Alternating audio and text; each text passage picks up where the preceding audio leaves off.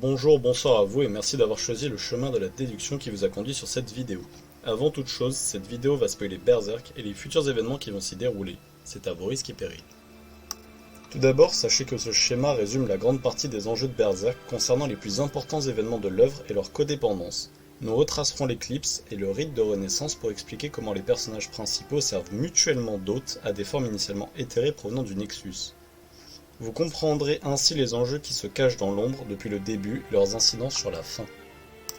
Pour beaucoup, l'événement le plus important de Berserk est l'éclipse. Nous commencerons donc par là. Nous n'allons pas récapituler toute l'éclipse puisque d'autres confrères de YouTube se sont largement répétés sur le sujet, nous n'aborderons que les conséquences cachées. Pour beaucoup, la bête n'apparaît que comme une métaphore, mais il n'en est rien, puisque la bête est un personnage à part entière. Elle possède ses propres objectifs contrairement aux bêtes monstres génériques rencontrées durant l'aventure. Elle mentionne elle-même avoir été témoin de l'éclipse et de la mort de la troupe du Faucon. Cette planche vous le fait bien comprendre puisque l'arrière-plan des chaînes montre justement qu'elle sort du Nexus. Je vais vous inviter à faire bien attention à l'œil de la bête sur ce plan, puisqu'à partir de l'éclipse, chaque passage où l'on voit Guts s'énerver, vous pourrez voir les manifestations de la bête sur son comportement via ce détail. Un exemple me paraissait approprié pour ceux qui l'auraient manqué. La logique voudrait que la bête fonctionne comme un parasite de la haine qui attendait tranquillement dans le Nexus qu'un événement comme l'éclipse se produise. Et lorsque Guts a atteint le degré de rage nécessaire à se couper le bras, elle a dû y voir une bonne occasion de se lier à lui pour assouvir la soif de rage et de violence dans le monde physique. La toute première manifestation réelle de la bête est arrivée après que Guts ait affronté Rosine, pour nous expliquer que plus la rage monte et plus il en a besoin. La bête tire donc un intérêt puisqu'elle se renforce à chaque pulsion sanguinaire de Guts. L'une des premières pistes qui nous faisait comprendre que la bête est un être à part entière provenant du Nexus, c'était le B-Elite du comte qui s'active en présence d'elle durant la conversation. La bête est rusée puisqu'en étant présente durant l'éclipse, elle joue sur le traumatisme qu'a provoqué la mort de la troupe du Faucon sur Guts, lui fournissant en boucle de quoi se nourrir. Le problème étant que durant les moments de faiblesse de Guts, la bête devient assez forte pour prendre possession de lui et attaquer Casca. Ça explique d'ailleurs pourquoi malgré la marque du sacrifice, il ne peut pas être possédé par d'autres démons puisqu'elle prend déjà cette place.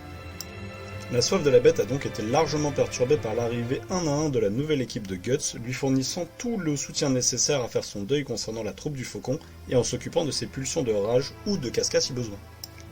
Bien consciente de cet état de fait, elle n'a pas d'autre choix que de se résigner lorsque l'armure du Berserker n'est pas utilisée, mais elle attend un événement bien connu des lecteurs, l'affrontement entre Guts et Griffiths. Lorsque je vous parlais de ses objectifs personnels, elle a pour objectif de tuer le Faucon de Lumière, ce qui la gêne, qui arrange parfaitement les futurs événements lorsque Guts prendra son parti en allant dessouder Griffiths. Désormais que vous savez tout ça, il est beaucoup plus facile de comprendre le dernier affrontement entre Guts et Griffiths, puisque nous y voyons directement la bête regarder Griffiths sur cette planche. Guts et son copilote auraient donc pu, main dans la main, gagner cet affrontement. Vous aurez donc compris à ce stade l'impact qu'aura cette cohabitation surpuissante dans la suite du manga, en particulier lorsque la bête se manifestera de nouveau sans l'utilisation de la Berserk Armor. Maintenant que nous connaissons le véritable potentiel de ce parasitage, il serait intéressant de se demander ce qui les a empêchés de tuer Griffiths à Elfheim en finalité.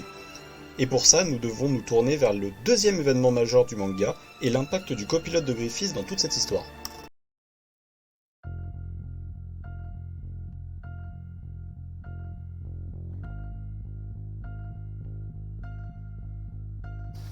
La toute première explication que nous avons durant l'ère des châtiments provient encore une fois du Skull Knight. 3 ans après l'éclipse et précédant l'excellent arc Black Swordman, il nous explique qu'une chose directement en provenance du Vortex va arriver. Il ne pouvait s'agir que d'un God End en personne. Mais le Skull Knight en profite pour nous expliquer tout le rituel de renaissance. Pour expliquer en version simplifiée, j'ai expliqué dans une précédente vidéo qu'une fois la main de Dieu complète, des événements se produisent et le rite de renaissance en fait partie. Lorsqu'elle est complète, les God End transforment un apôtre en réceptacle tous les 1000 ans, puis il lui est exigé de se rendre dans un point de jonction entre monde physique et monde astral, afin de faciliter un passage entre eux et lui. Une fois toutes ces étapes réunies, le God End choisi, souvent le dernier arrivant, descend les plans d'existence jusqu'à lui. Cet événement terriblement compliqué ne peut donc pas être interrompu par les mortels comme mentionné. J'en avais brièvement parlé dans la précédente vidéo, et le Skull Knight le souligne encore ici, les God End règnent en maîtres bien placés dans le vortex, mais malgré l'incapacité d'emmener leur corps, ils peuvent toutefois passer les plans d'existence pour se manifester dans le monde physique. Ce qui diminue radicalement leur pouvoir, en revanche, tuer leur manifestation ne les impacte en rien, comme nous l'a prouvé le passage de Clip-Off lorsque Slan se manifeste dans des boyaux. Nous reviendrons sur l'histoire de Gazric dans une autre vidéo afin de comprendre comment le Skull Knight sait tout ça sur les rituels et les God Hand. Pour ceux qui avaient encore des doutes sur les manifestations, il est clair que la marque du sacrifice ne fait pas aussi mal en leur présence qu'en présence de leur manifestation. Le plus important apparaît lorsque le Skull Knight reconnaît l'œuf comme étant le réceptacle choisi pour le rituel. Le Knight étant déjà mort, il aurait eu une chance d'arrêter le rituel, mais en sauvant Lucas, il a fini par se faire bloquer par Zod.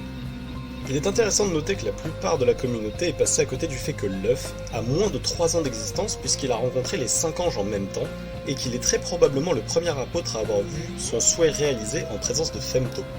Et comme mentionné au début, l'œuf se terre dans un endroit tellement sombre qu'il y rejoint l'interstice. Lorsque vous avez vu Zod débarquer, vous avez probablement été étonné, mais en réalité pendant que Guts était occupé avec Mozguz, et le Skull Knight essayant d'arrêter le rituel, Femto en profitait pour descendre les différents plans d'existence. Si vous avez vu ma vidéo sur Danan, vous savez que le monde des rêves est joint au Nexus, ce qui arrange bien Femto pour recruter Zod dans un rêve pendant qu'il passait par là. Je me suis dit qu'en l'illustrant ça aiderait beaucoup. Tout en haut nous avons le vortex où les God Hand sont nichés, mais pour le rituel de renaissance il faut descendre au Nexus, où Femto rencontre Zod. Puis, vu que l'œuf se trouve à un point de jonction, il suffit de rentrer dans l'interstice pour s'y immiscer. Et c'est ainsi qu'à contrario des formes éthérées standards, un God Hand éthéré crée sa propre épingle entre le monde du vortex et le monde physique. La chose inattendue dans tout ceci, c'est que l'œuf a parasité le processus en avalant le fœtus de Guts et Casca, provoquant ainsi une épingle pour 2 êtres éthérés. Griffiths étant plus fort et prédominant, il en garde le contrôle quasi permanent, sauf les soirs de pleine lune où l'enfant utilise l'épingle pour se rapprocher de sa mère. Il est donc facile de comprendre le conflit d'intérêts entre Griffiths et l'enfant, surtout lorsque l'imprévisibilité de l'enfant rend Griffiths vulnérable. C'est là que Griffiths réfléchit et trouve une solution pour renforcer son talon d'Achille. Afin de contenter tout le monde, Griffiths kidnappe Casca pour que lors de ses prochaines transformations, l'enfant reste à Falconia avec elle, sous la garde de la nouvelle troupe du Faucon. Et il en a profité pour détruire l'arbre de Elfheim qui font partie d'un plan bien plus grand. Le plan de God Hand aurait dû être le sujet de cette vidéo puisqu'il m'a beaucoup été demandé, mais sans connaître ces éléments il aurait été difficile de l'aborder. Mais j'ai fait mon maximum jusqu'ici pour tout rendre compréhensible en le moins de temps possible. Hormis un point, avec tous les éléments que je viens de vous donner, qu'est-ce qui a arrêté l'épée de Guts selon vous? Merci de votre temps et de l'aide précieuse de Iron Quest et Mexas, ainsi que le FC Berserk pour m'avoir motivé jusque là.